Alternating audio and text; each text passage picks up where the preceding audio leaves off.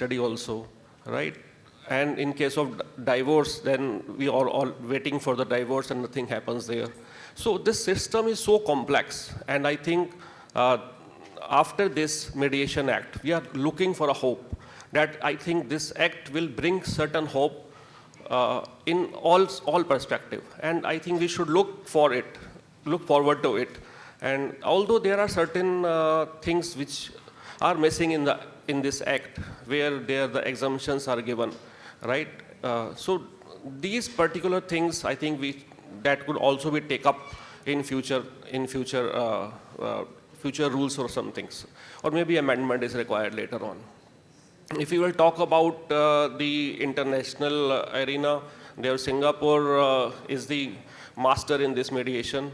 We have also signed the convention in there. And then the Turkey and Austria are these two countries where the mediation is very successful.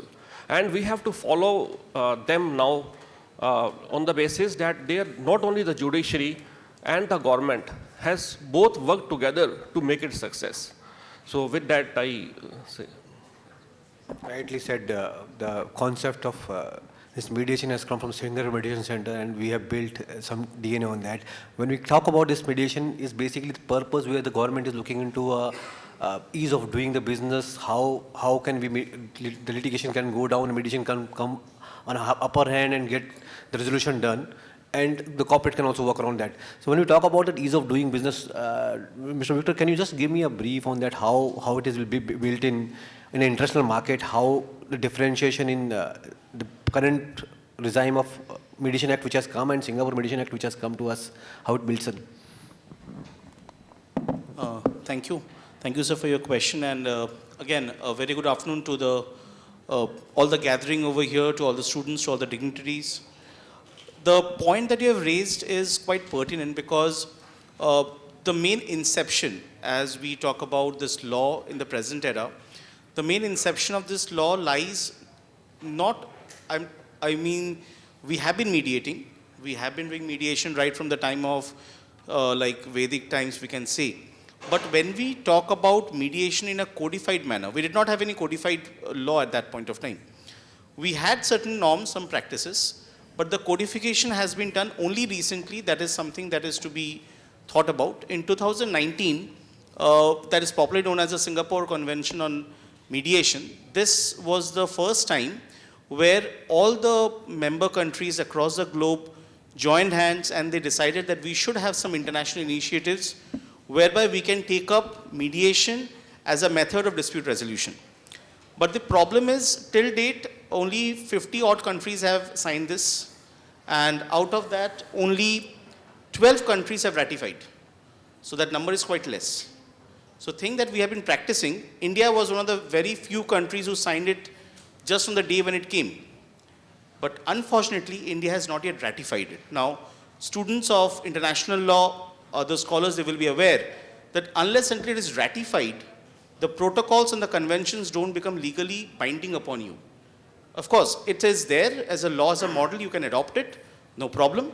But the point is, it does not become legally binding. Countries like Uruguay, countries like Kazakhstan have already ratified it. I don't know what has stopped India from doing it as of now. Maybe we are trying to just see how the things pan out, because countries like USA, United Kingdom, EU, they have also not yet ratified it. So everybody is bidding certain time. So the point is that when we look at this Singapore Convention, there are certain, like most of the points have been taken as it is. Like we have tried to retain the maximum portion, like from there only, just like the ancestral model, we have followed the same pattern, but we have made certain modifications. Like the modifications regarding the settlement agreement. Now we all know that there is a strict timeline in case of mediation. Here the timeline is 180 days, 120 plus another 60 more days of extension. But honestly speaking, 180 days getting a resolution done is quite tough. On paper, maybe it is easy, maybe it is practical also, but actually it's quite difficult, especially when you don't have any sanctions. The second major hurdle that I believe would be there will be the mediated settlement agreement and its enforceability. This is something which I think all the practicing advocates would agree. In a civil matter, getting a judgment, an order, a verdict in your favor is a big win. But getting a decree, even a bigger win. But the biggest challenge begins after that, getting it enforced. The provisions of CPC are so vast regarding enforcement. And again, I believe that I don't know why, but the legislature has taken the same route for enforcement of mediated settlement agreement just like an arbitral award. They have not laid down any enforcement mechanisms, no separate procedures. You have to again take the route of CPC. So whatever good things that had been done till now, like saving time and everything, will be undone.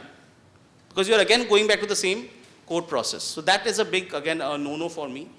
And the third, another major problem that I believe which should have been taken into consideration is that when we have not ratified it, the problem is if we have mediated settlement agreements from jurisdictions who have already ratified that, say Kazakhstan or other places.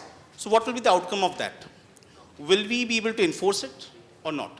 Because we don't have a concept of reciprocating territory over here. We don't have the concept of foreign judgments over here. Even in foreign arbitral awards, that's a major challenge also. So specifically speaking, even though we have various provisions which highlight about the procedure of mediation, it's a wonderful piece of legislation to start with, to discuss with, and it's a good thrust also, especially for the new age professionals. We have been discussing about new options, new avenues also, new forms of legal services, and mediators, I think is the norm of the day.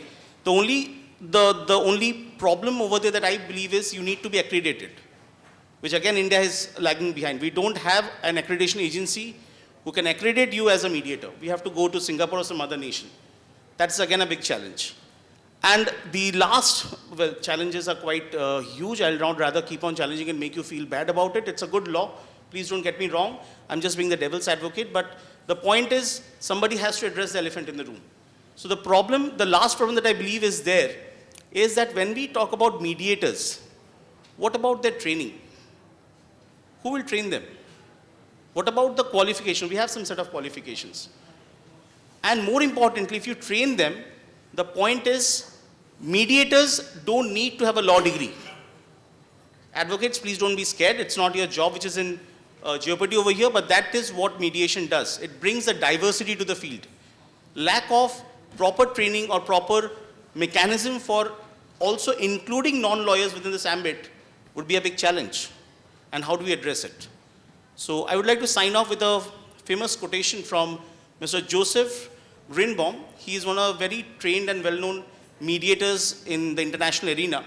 He had said, an ounce of mediation is worth a pound of arbitration and a ton of litigation. Thank you. So lot of challenges you have shown to the team, but I'll give a better prospect of this before I move to my panelist. See, Mediation Act may have come now in 2023, but 2015 there is a Commercial Court Act which was passed, which gave a mandatory pre-mediation litigation process to the business houses or to the person who is filing a case against a recovery or something like that. Any dispute more than 3 lakh rupees must have to be catered by the pre-mediation litigation, and there is a process which is built in. The success rate of the mediation throughout India, if I tell you, Karnataka is a state which has got 66% of success out of 100% of disputes. 59% in Delhi, rest may be a smaller number, but numbers are increasing. We have to change the thought process and the awareness of this mediation. See, where we are starting now, after 5 years, when we want to become a #1 in million industry basically in India, then this is the major act which will play the major role. Yes, mediation in the concept of civil, but maybe in concept of other processes of law also. Going to the other panelist, thank you, Victor, to giving a brief on that.